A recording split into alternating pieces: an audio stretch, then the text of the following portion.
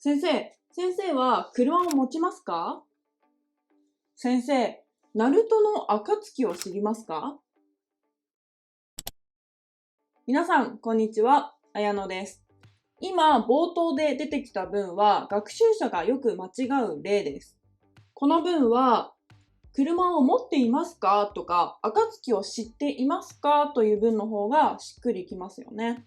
では、学習者はどうしてこのような間違いをするのでしょうか？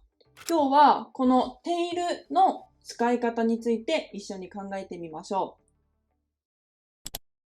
まず、一番理解しやすいているの用法は、動作の進行です。例えば、新聞を読んでいますとか、犬が走っていますなどですね。これは今行われている動作の継続を表しています。これは英語でも現在進行形の ing が使われるので、英語話者の場合は間違いは少ないと思いますし、日本人も理解しやすいと思います。他には、ご飯を食べていますとか、買い物をしていますなどがあります。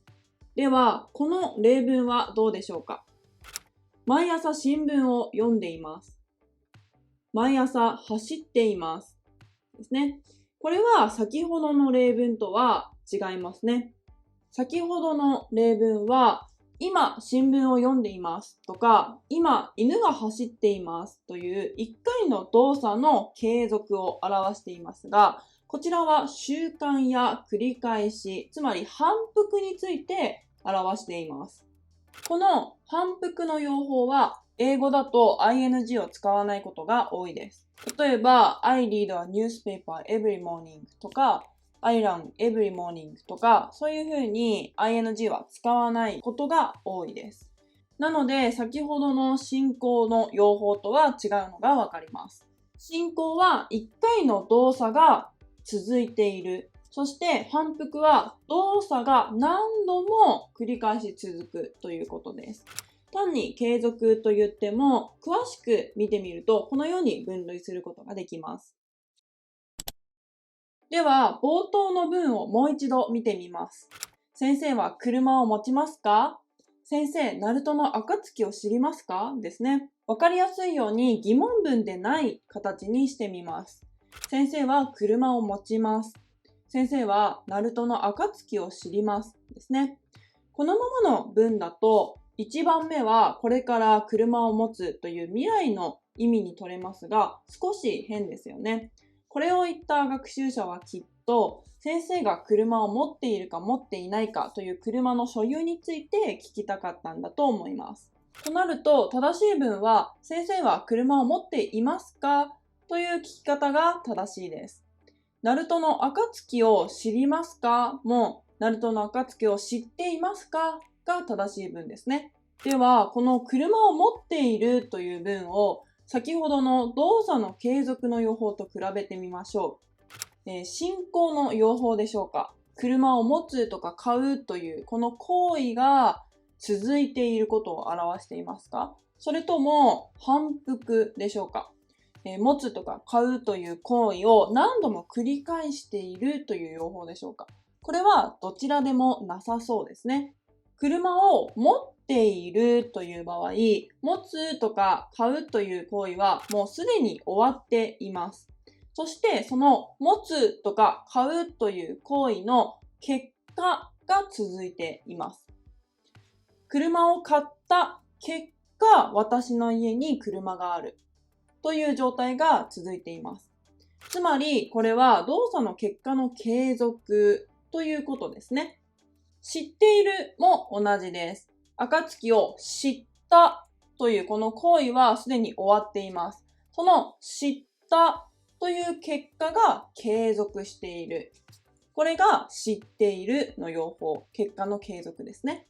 では、どうして例文のような間違いをするのでしょうか？これを英語にしてちょっと考えてみましょう。まず、車を持っていますは I have a car ですよね。そして、暁を知っていますは I know 暁になります。このように ing 形にはなりません。英語では現在形の have とか know を使いますが、日本語では持っていますとか知っていますというふうに使います。tail と ing が対応するわけではないということですね。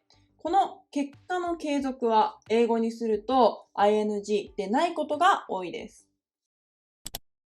tail は継続を表すということが分かりました。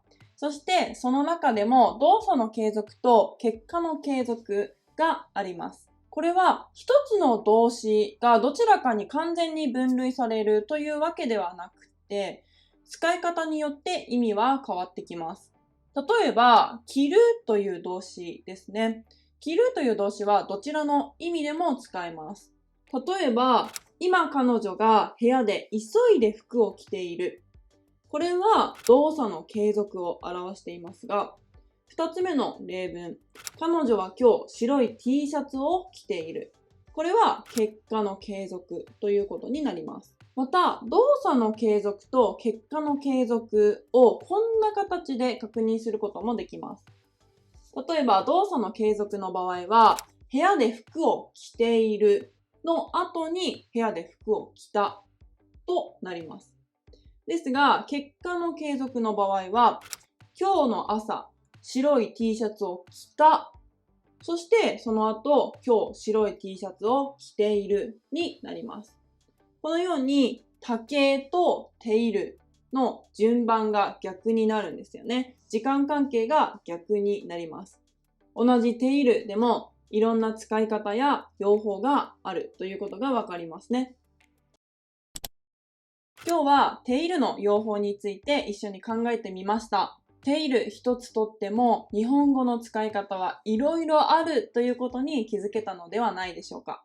ているの基本概念は継続です。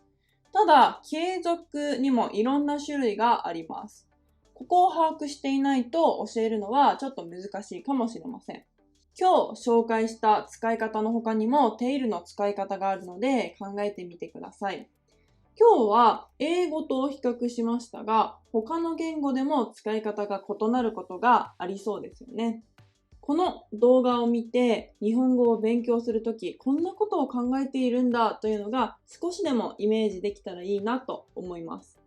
では、この動画が面白い、役に立ったと思ったら、いいね、コメント、シェア、チャンネル登録よろしくお願いします。